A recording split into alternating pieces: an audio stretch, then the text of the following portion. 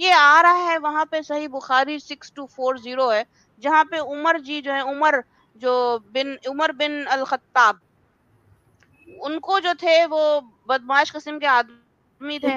वो जो है वो सौदा को मुसलमान जो मोहम्मद की जो वाइफ है उनको छेड़ा करते थे, जब वो जाती थी टॉयलेट के लिए खुले मैदान में, तो लंबी चौड़ी थी वो, तो बकायदा वो आवाजें कसते थे, है सौदा मैंने तुम्हें देख लिया है। और उनके साथ उमर जी के साथ जो, तो वो उनके दोस्त भी हुआ करते थे, तो उनके साथ मिलके वो आवाजें कसते थे।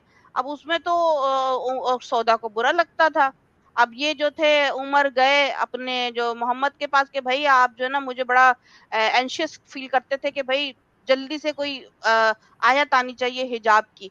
तो वो अच्छा, मोहम्मद को परवाह नहीं थी हिजाब की। जी अच्छा, उमर ने जब कहा भी कि भाई मोहम्मद भाई, ये रसूल मोहम्मद, ये हिजाब की रिवर्स आनी चाहिए, तो उन्होंने अनसुनी कर दी, यानी कि उन्होंने उस पर अमल नहीं किया। तो एक जी एक और हदीस भी आया है कि भाई जब सौदा जो थी वो अपने आयशा के घर थी, तो हजूर जो थे वो खाना खा रहे थे, उनके हाथ में हड्डी थी हड्डी थी। तो सौदा ने शिकायत की कि भाई मैं ऐसे ऐसे गई थी मैदान में टॉयलेट करने के लिए, तो ये उमर जो ना मुझे छेड़ रहा है, ऐसा ऐसा पूरी स्टोरी बताई।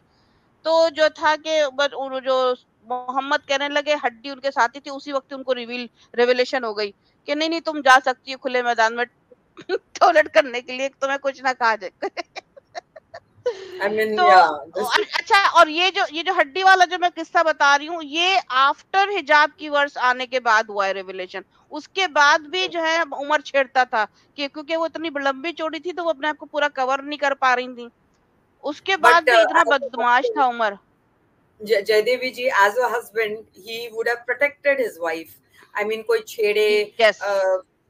isn't it? I mean, it's so funny. I mean, whatever is written in hadith, we are just quoting that.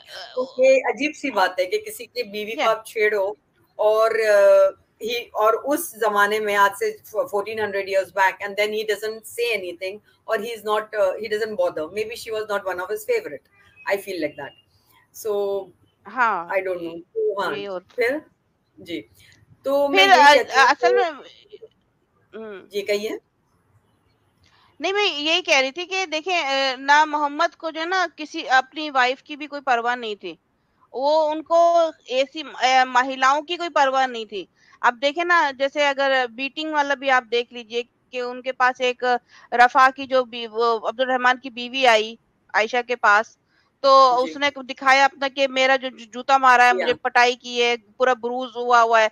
आप बताइए, उस जी हदीस में पूरा हदीस पड़ी हुई है, उसमें मोहम्मद रसूल ने एक दफा भी ये तरस नहीं खाया कि भाई आदमी उसके शौहर को नहीं बोला कि तुमने मारा क्यों उसको ऐसा, या बिकॉज आई एक टेल दफा यू, भी नहीं कुछ बोला।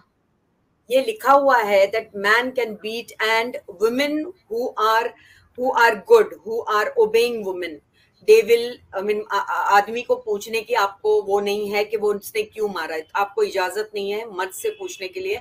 ये मैंने कल ही एक्सप्लेन किया है about wife beating and slave whipping. तो उसमें जी लिखा हुआ है कि you don't have any this to ask the man कि आपने क्यों मारा अपनी बीवी को। मतलब जस्ट इमेजिन, जी it's such a, I mean how, जी, लाइक यू नो, तो मतलब मार यही तो खाते ना। जाओ।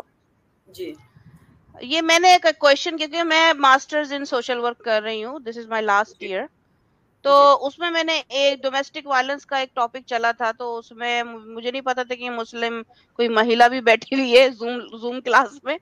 तो मैंने एक रेज कर दिया ये क्वेश्चन, मैंने कहा अब आप इस सिचुएशन में क्या करेंगे कि भाई अगर कोई महिला आती है, मुस्लिम महिला आती है, आपको शिकायत करती है कि मेरे शौहर ने मुझे मारा, तो अब ये जी कि शौहर कह दे कि नहीं ये तो हमारे रिलीजन में है, हम तो मार है। सकते हैं, तो even the social work can't do anything to या हेल्प हर, या क्योंकि उनके रिलीजन में है, जूता जी खाओ।